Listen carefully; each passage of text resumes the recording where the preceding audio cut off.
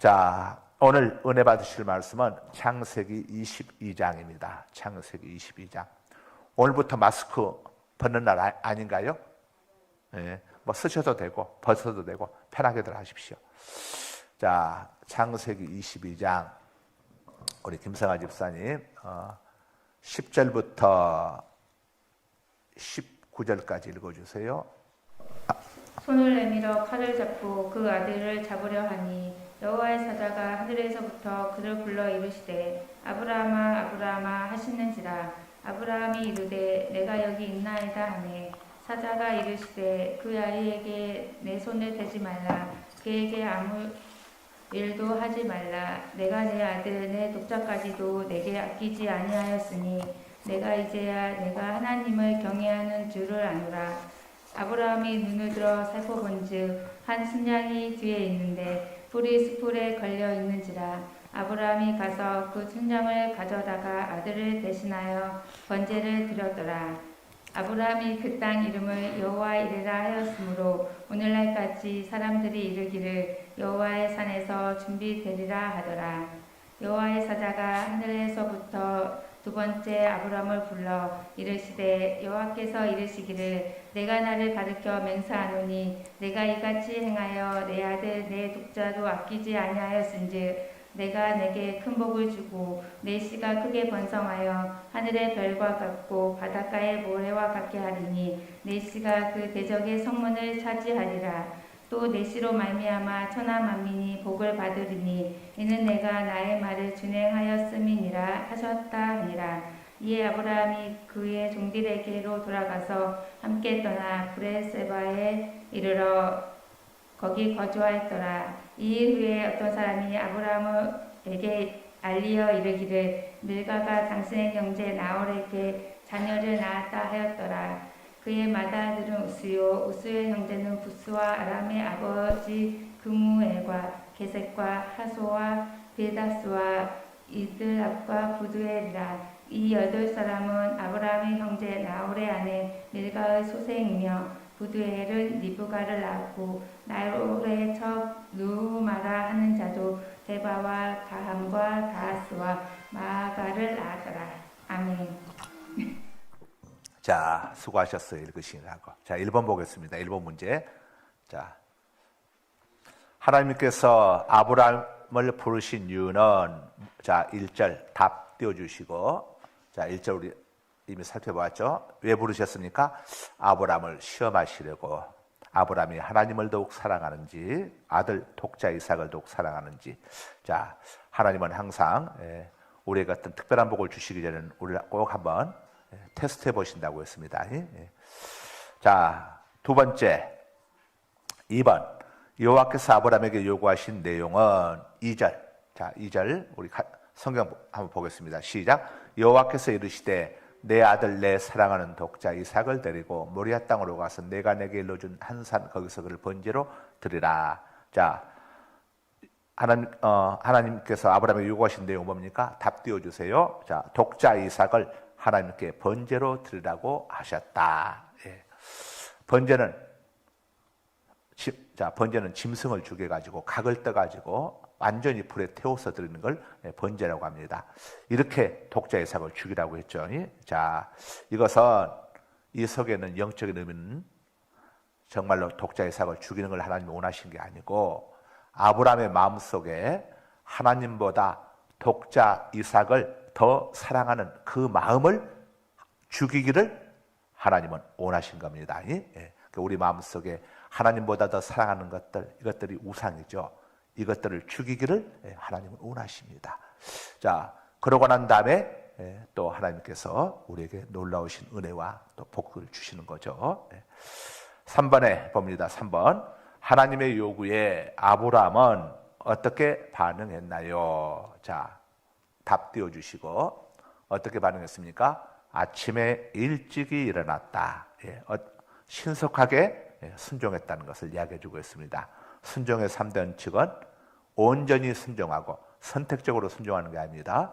온전히 순종하고 철저하게 순종을 하고, 자, 그 다음에 신속하게 순종하고. 하나님의 말씀은 우리가 생각하면 안 됩니다. 하나님의 말씀을 육신의 생각으로 생각을 하게 되면 사망이 오게 되죠. 예. 하나님의 말씀은 자 말씀은 우리가 복종할 뿐입니다. 그래서 하나님의 말씀 앞에 기쁨으로 순종하든가, 기쁨이 안 될 때는 억지로라도 복종해야 합니다. 그러면은 은혜가 있습니다. 역사가 있습니다. 신속하게 순종하고 그 다음에는 어떻게 하라고 했죠? 끝까지 순종하자.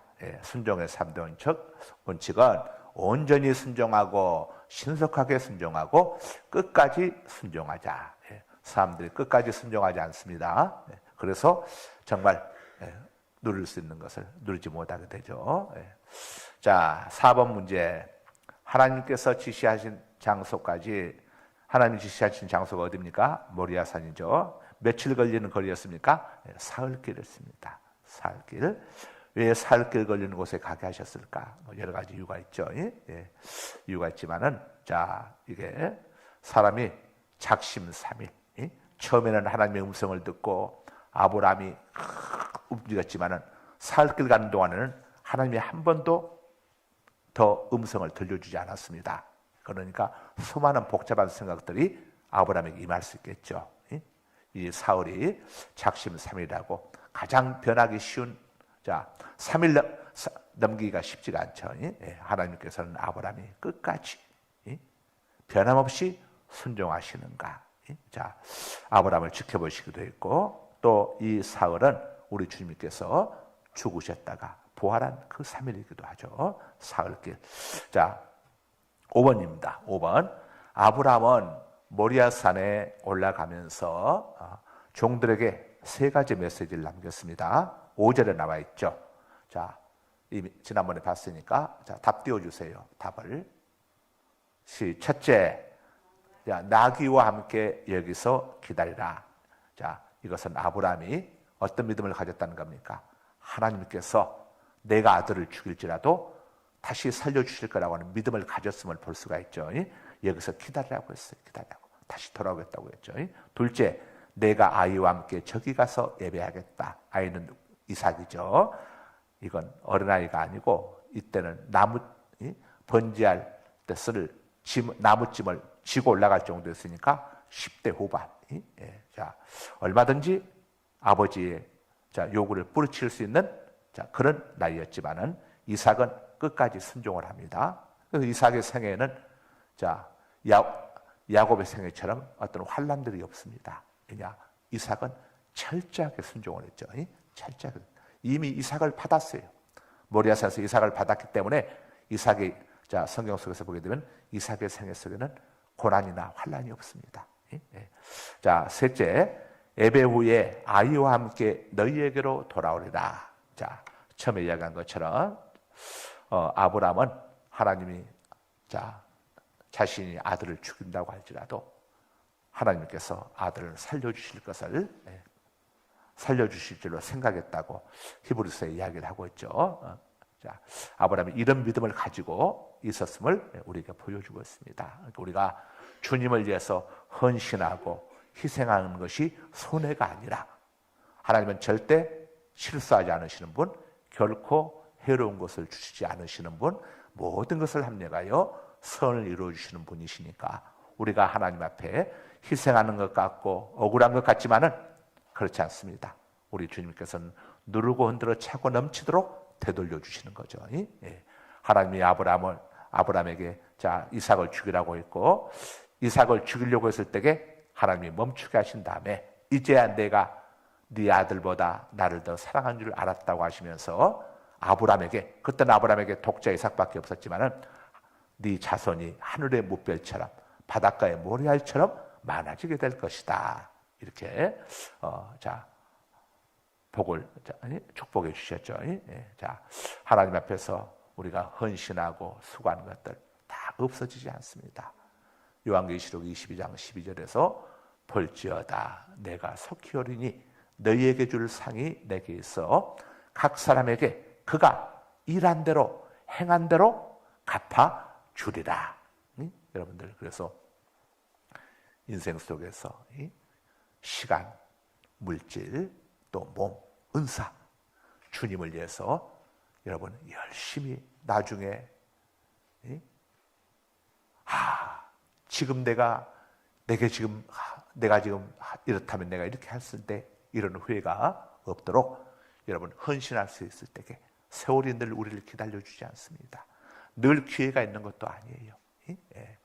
우리 유지연 권사님이 이번에 오시는 목사님들, 그 77개 교회 목사님들 또 이제 기증자 분양해가지고 이제 갈비 선물을 우리 유 권사님이 다 본인이 헌신하겠다고 해가지고 전부 맡았는데 우리 유 권사님이 그런 거예요. 목사님, 하나님이 제 것을 받아주시니까 감사하죠. 사실 그렇죠. 세상의 모든 물질이 은도 내 것이요 금도 내 것이니라 만군의 여호와의 말이니라. 학개서 2장 8절에 말씀하잖아요. 모든 게 하나님의 것인데 그 많고 많은 것 중에서 하나님이 누구를 써주시느냐, 누구 재물을 써주시느냐, 이게 얼마나 중요합니까? 이 벳박의 나귀 주인처럼 주가 쓰시겠다고 하라 했을 때 기쁨으로 내어드린 것처럼 주님께서 우리의 어떤 은사, 우리의 몸, 우리의 시간, 물질을 주님께서 쓰시겠다고 할 때에 주님께 내어드릴 수 있는 것, 주님께 빌려드리는 거 아닙니까? 여러분, 하나님께 빌려드릴 수 있다고 하는 게 얼마나 이게 축복입니까? 이게 그 축복이에요. 여러분들 영적으로 영안들이 열리셔가지고 이렇게 육안으로 볼 수 없는 것들 영적으로 주님이 내 것을 쓰시다니, 주님이 내 것을 받아주시다니. 마리아가 옥합을 깨뜨리고 주님 발에 이렇게 그 향유를 부어드리고 자기의 머릿결로 닦아주지 않았습니까? 주님이 얼마나 감동을 하셨는지 복음이 전해지는 곳마다, 전해지는 곳곳마다, 이후로 복음이 전해지는 곳곳마다 복음의 주인공이 예수님이 아닙니까? 예수님이 예수 그리스도가 전해지는 곳곳마다 이 연이 행한 일도 함께 전해서 기념하게 하라. 주님, 그래서 우리가 우리 인생 속에서 가장 값진 인생은 어떤 인생입니까? 주님을 위해서 사는 인생입니다.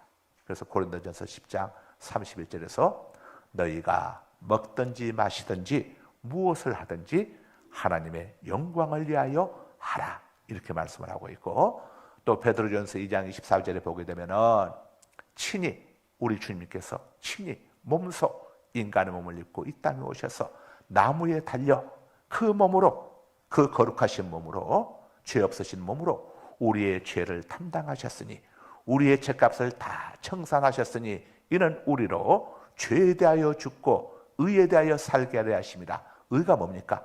하나님의 영광을 위하여 살게 하려 하심이라, 이렇게 말씀하죠. 그래서 이 세상에서 가장 값진 인생은 어떤 인생입니까? 하나님의 영광을 위하여 사는 인생입니다. 그래서 의인은 장수하나 악인의 연세는 짧아지느니라, 이렇게 성경이 이야기하고 있죠.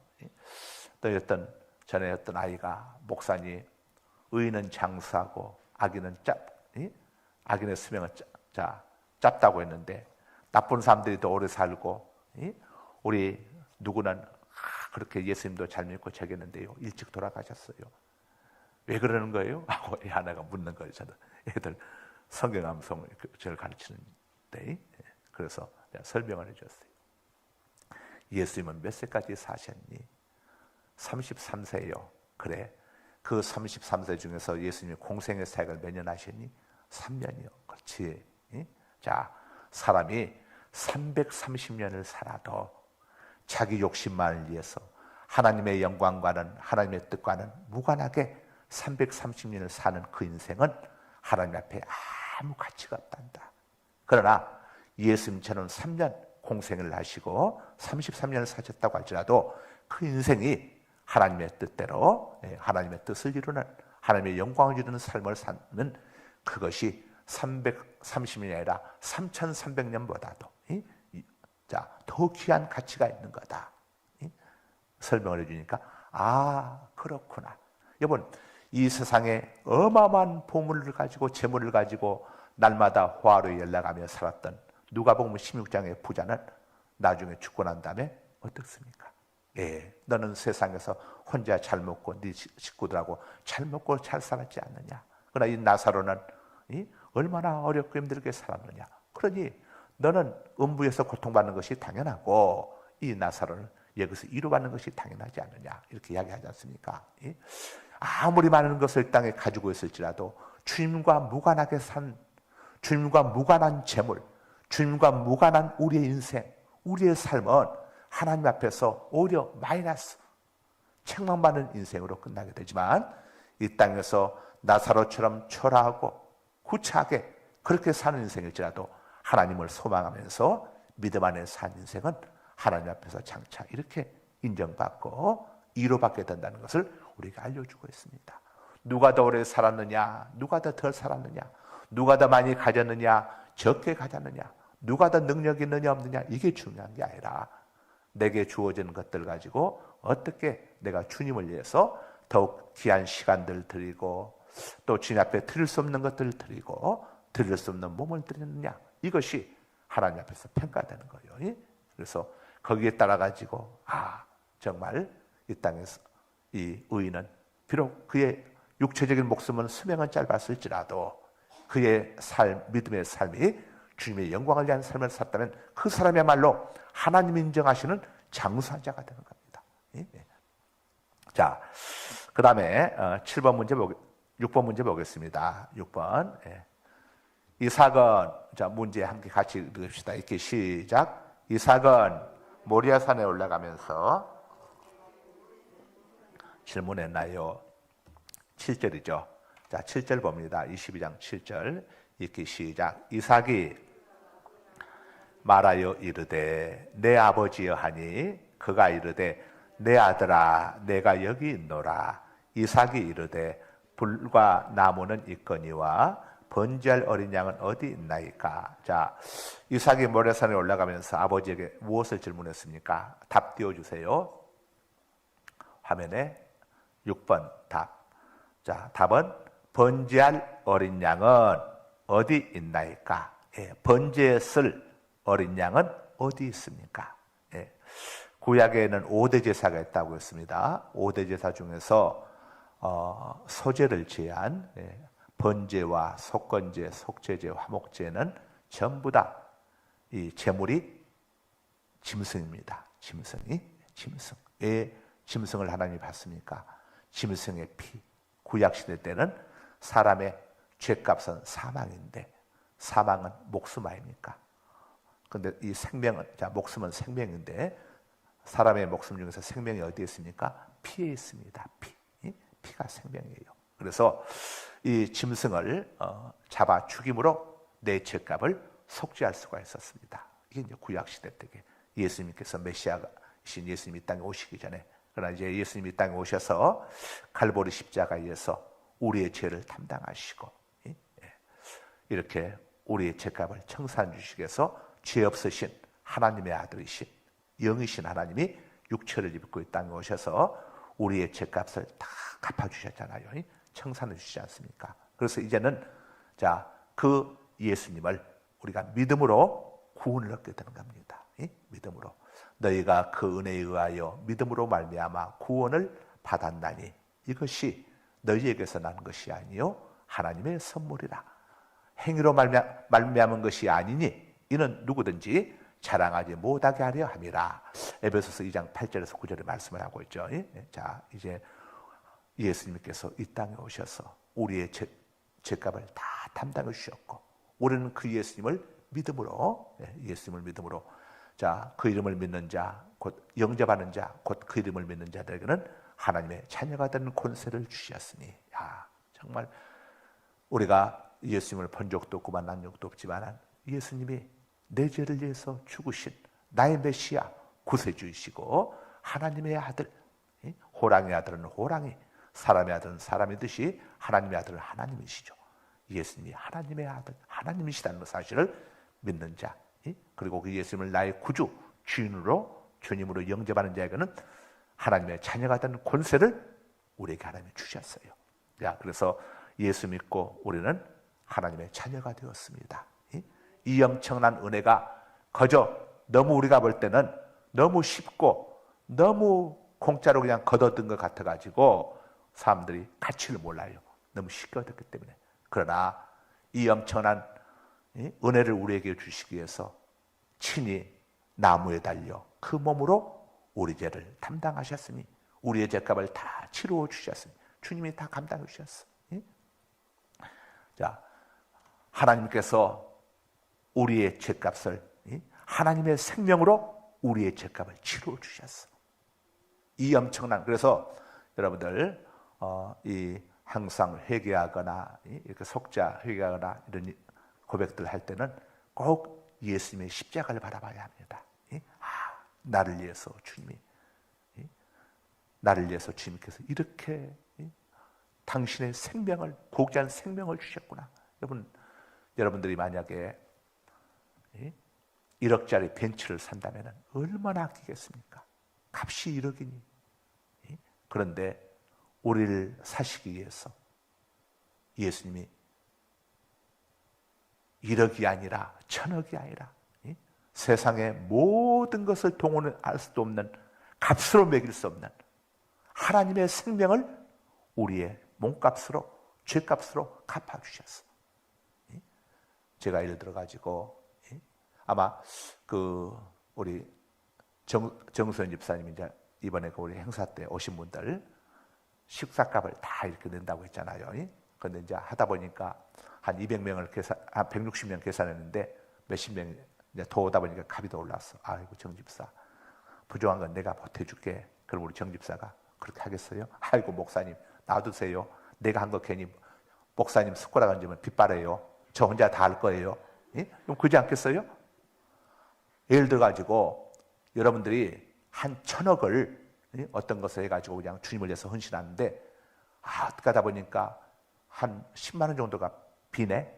그래서 내가 아이고 부족한 건 내가 보태줄게. 그러면 받으려고 하세요. 목사님 괜히 제가 하는 것에 빗바래요. 끼어들지 마세요. 제가 다 할 거예요. 여러분, 하나님의 우리를 구속하시기 위한 하나님의 은혜는 독생자의 생명을 주셨는데 여기에 인간의 초라한 공로, 어떤 윤리, 도덕이 이 속에 포함될 수 있습니까? 율법이 포함될 수 있어요? 하나님께서 그걸 받으시려고 하겠습니까? 독생자의 생명 플러스 네가 그래도 착하게 살아야지, 선한 일을 좀 해야지. 이 엄청난 예수님의 생명을 지불하고 구원의 은총이 내려진 곳에 인간의 초라한 도덕, 윤리, 수양, 어떤 선행이 거기에 끼어들 수 있습니까? 절대 끼어들 수 없습니다. 오히려 하나님의 영광을 가릴 뿐이고 예수님의 대속의 은총의 빛을 바를 뿐이에요. 그래서 진짜 복음을 알게 되는 사람들은 거기에다가 플러스 알파 이단들처럼 아이고 예수만 믿는다고 천국 갈 수 있습니까? 이런 소리를 할 수가 없어요. 그러니까 이단들은 성경을 제대로 모르기 때문에 이렇게 여러 가지 사회의 문제들을 일으키게 되고 하는 겁니다. 복음을 제대로 모르다 보니까. 자, 우리는 정말 예수 그리스도의 대속의 은총, 이 복음이 얼마나 엄청난 것인지, 이건 하늘을 두루마리 삼고 바다를 먹물 삼아도 다 기록할 수 없어. 다음 없는 그 사랑, 측량할 수 없는 그 은혜, 셈할 수 없는 그 사랑, 갚을 길 없는 그 은혜를 거기다 뭘 더 버틸 수가 있겠어요? 이렇게 엄청난 은혜를 입은 걸 안다면은 우리가 어떻게 합니까? 친히 나무에 달려 그 몸으로 우리 죄를 담당하셨으니 이는 우리로 죄에 대하여 죽고 이제는 죄와 무관한 삶을 살라는 거죠. 자, 죄에 대하여 죽은 자는 자유할 수 있지 않습니까? 죄에서 자유한 삶을 살고 그 다음에 의에 대하여 살게 하려 하십니다. 우리 자신을 위한 이런 삶이 아니라 이제는 하나님의 영광을 위하는 삶, 우리의 구원자 되신 그리스도를 위한 삶을 살아가야 할 것을 우리에게 알려주고 있는 것입니다. 자, 그래서 구원받은 하나님의 백성들에게 하나님께서 원하시는 제사가 있습니다. 어떤 제물을 원하느냐? 이사야 한번 보겠습니다. 이사야 1장 11절 14절 화면 띄워주시고 우리 성도님들은 성경을 한번 찾아볼 필요가 있으니까 보세요. 이사야 1장 화면에 이사야 1장 11절에서 14절도 띄워주시고, 자, 우리 같이 한번 읽겠습니다. 11절부터 한번 읽겠습니다. 자, 우리 김성아 집사님 마이크 들고 시작. 여호와께서 말씀하시되 너희의 무수한 재물이 내게 무엇이 유익하뇨? 나는 순양의 번제와 살찐 짐승의 기름에 배불렀고 나는 수송아지나 어린 양이나 순념새의 피를 기뻐하지 아니하노라. 너희가 내 앞에 보이러 오니 이것을 누가 너희에게 요구하겠느냐. 자, 밟을 뿐이다. 헛된 재물을 다시 가져오지 말라. 분향은 내가 가증히 여기는 바요, 올삭과 안식일과 대의로 모이는 것도 그러하니 성회와 아울러 악을 행하는 것을 내가 견디지 못하겠노라. 14절 내 마음이 너희의 올삭과 정한절기를 싫어하나니 그것이 내게 무거운 짐이라. 내가 지게 곤비하였느니라. 이건 뭘 이야기하냐면은 하나님의 백성들이 하나님의 백성답게 살지 아니하고 세상에서 어떻게 행하든 간에 하나님 앞에 나와서 예배드리면 다 용서받을 수 있겠지 하는 이런 생각을 갖지 말라는 거죠. 구원받은 하나님의 백성이라면은 하나님의 영광을 위해서 살아야 하는데, 자 15절부터 성경이 이렇게 또 이야기해 줍니다. 이사야 1장 15절 시작. 너희가 손을 펼 때에, 성경 보고 읽으세요. 내가 내 눈을 너희에게서 가리고 너희가 많이 기도할지라도 내가 듣지 아니하리니 이는 너희의 손에 피가 가득함이라. 너희는 스스로 씻으며 스스로 깨끗하게 하여 내 목전에서 너희 악한 행실을 버리며 행악을 그치고 선행을 배우며 정의를 구하며 학대받는 자를 도와주며 고아를 위하여 신원하며 과부를 위하여 변호하라 하셨느니라. 자, 무슨 말이냐니까 우리 성도들이 이 땅에서 구원받은 하나님의 자녀 백성답게 착한 행실, 선한 일들을, 선한 일에 부유한 자가 되라는 것을 우리에게 이야기해 주고 있습니다. 자, 남의 것을 도둑질하고 남의 돈을 떼먹고 하나님 앞에 와서 예배만 드린다고 해서 되는 것이 아니다는 것을 알려주고 있는 거죠. 우리 구원받은 하나님의 백성이라면 남의 돈 떼어먹은 게 있다면 갚아야 하고, 남의 거 또 갚을 능력이 없다면 그 사람에게 찾아가서 잘못을 구하고 내가 이것을 갚겠다고 약속을 하고, 그리고 하나님 앞에 와서 예배드리라는 것을 이야기해 주고 있습니다. 지금 사회적으로도 많이 문제가 되고 있는 것들이, 이 능력받은 사람들이 이 능력을 하나님의 영광을 위해서 쓰지 아니하고 엉뚱한 데 사용하고 이런 의뢰 내 가지고 많이 사회 안에서도 문제가 되고 있고 또 이렇게 물을 일으키고 있지 않습니까? 특별히 우리 성도들은 선한 일, 주님께서 기뻐하시는 영혼 살리고 사람 살리는 선한 일들에 우리가 힘을 써야죠. 자, 시편 41편 한번 보겠습니다. 시편 41편 1절에서 3절 한번 보겠습니다. 시편 41편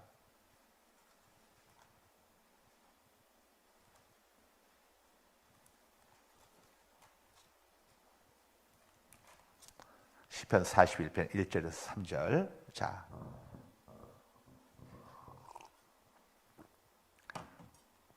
하나님께서 아주 기뻐하시는 게 뭐냐면은, 자, 우리 성도들이 삶 속에서 구제하는 삶을 하나님이 아주 기뻐하십니다.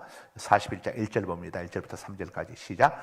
가난한 자를 보살피는 자에게 복이 있으며 재앙의 날에 여호와께서 그를 건지시리로다.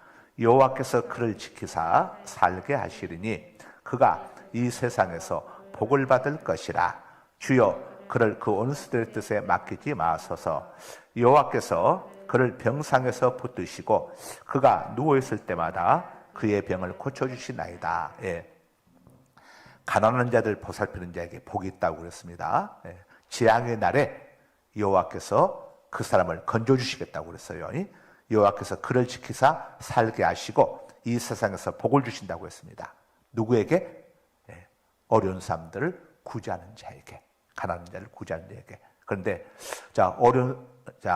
이 어려운 사람들을 돕는 일 하나님이 아주 기뻐하십니다. 특별히 하나님의 어려운 종들 돕는 거 굉장히 좋습니다. 이번에도 우리가 14일 지금 사랑의 쌀 나눔 행사를 우리가 박영복 권사님이 이제 14년째 이제 쌀 기증해 줘서 우리가 이제 함께 하고 있는데, 이 박영복 권사님이 이제 70대가 넘은 분이신데도 하나님께서 이분이 지금 70대가 넘는데도 사업을 하고 있어. 근데 하나님께서 그 사업에 복을 주셔가지고, 근데 이분은 이렇게 사랑의 쌀 2000불 통해서 이제 많은 어려운 사람들에게 쌀도 주면서 예수님을 전하고 있지 않습니까? 이렇게 선한 일을 하니까 참 하나님이 기뻐하시고 우리 박영목 권사님이 늘 이제 하는 이야기가 그래요. 하나님께서 내 것을 받아주시고 써주시니까 너무 난 본인은 너무 행복하다는 거예요. 그래서 본인은 자녀들에게 돈을 이렇게 주지 않는데 내가 너희들한테 돈 준다고 해서 너희들이 사업이 되는 게 아니다. 내가 너희들 위해서 하나님 앞에 심는 게 내가 너희들한테 돈을 주는 것보다 100번 낫다. 너희들 이제 앞으로 살아가 봐라. 부모한테 유산 많이 물려받는다고 해서 잘 사는 줄 아느냐? 그렇지 않다. 내가 너희들 위해서 이렇게 하나님 앞에 심어주는 게 귀한 거다. 그런데 자, 하여간 박영목 권사님이 이제 아들도 오고 딸도 와가지고 자기 엄마가 하는 것을 이제 쭉 보면서 애들이 보니까 그 이제 아이들이 아니에요. 다 장성한 사람들인데 벌써 한 30대, 40대 됐는데 보면은 이제 박영목 권사님이 쌀날 명사 때 자기 자식을 데려오더라고요. 한번 보라고. 엄마가 하는 일이 니들이 생각하는 것처럼 그렇게 무가치한 일을 하는 것인지 정말 네 엄마가 너희들 위해서 가치 있는 일을 하는 것인지 너희들이 와서 봐라 이거요. 나중에 와서 이제 그 딸도 오고 아들도 와서 이제 보면서 얼마나 그 아들 딸들이 그냥 눈에 그냥 눈물이 글썽글썽하면서 야 우리 엄마가 이렇게 참 귀한 일을 하나님 앞에서 해오셨구나 하면서 감동을 받는 거예요. 감동을. 그 자녀 교육을 참 잘 시키는 것 같아요. 요즘 자녀들 때문에 고통받는 사람들도 많지 않습니까? 근데 우리 어머니가 우리 아버지가 이렇게 정말 귀한 일을 하는구나. 여러분 제가 한번 언젠가도 이야기했지만은 이명규 탤런트 있었잖아요. 이명규 견미리 씨의 남편이었던 이명규 씨 지금 이혼했지만은 지금 이승기 아주 국민들 사랑받고 있는 이승기 결혼하는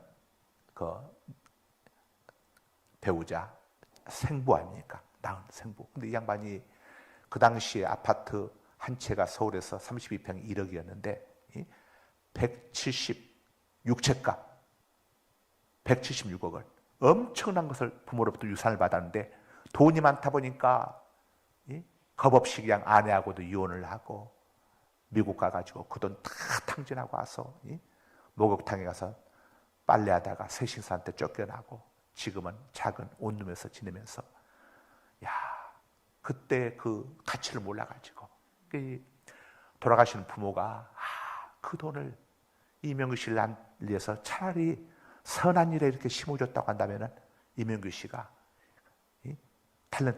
이명규 씨는 탤런트가 천직이에요. 천직. 그 양반 탤런트를 이해할 사람이었어. 옛날 연산군 조선왕조 500년에서 이명규 씨가 얼마나 연기를 잘했습니까? 거기서 견밀리 씨도 만나서 결혼한 거 아닙니까? 그런데 부모한테 재산을 너무 많이 받다 보니까 천직인 탤런트도 그냥 포기하고 미국 가가지고 부모가 자식의 인생을 너무 많은 유산을 남겨주다 보니까 완전히 망가뜨려버린 거예요. 세상에 그 부모가 저 세상에서 아들의 모습을 지금 현재 아들의 모습을 보면서 얼마나 통곡을 하겠어. 얼마나 통곡을 하겠어.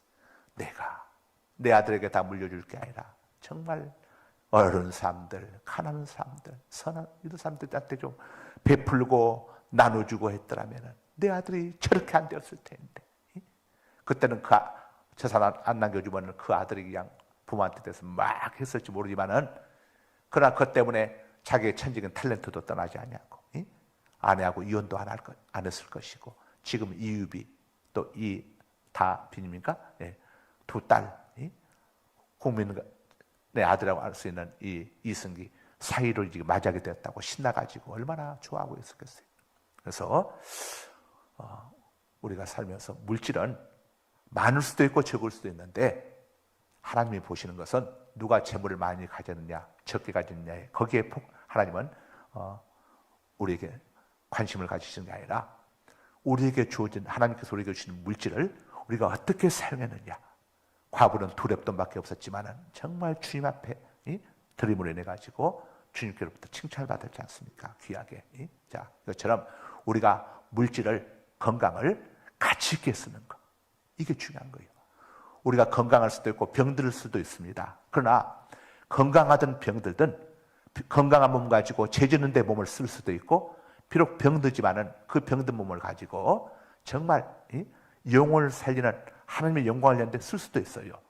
이번 일본의 미우라 야코 삼포능자가 이 빙점이라고 하는 그 작가 아닙니까? 유명한 작가 아닙니까? 이 미우라 야코 씨는 일평생을 병 속에 살다가 떠나간 사람입니다. 그런데 그 병 속에 있었기 때문에 이 사람은 교만했던 자신이 질병 때문에 깨떨어져 가지고 아이고 어느새 12시가 넘어버렸네. 그것 때문에 미우라 야코 씨는 예수님을 찾게 되었고, 그 다음에 그 병상 속에서 정말 뭔가 내가 주님을 위해서 해야겠다는 마음을 가지고 글을 쓰기 시작한 거예요.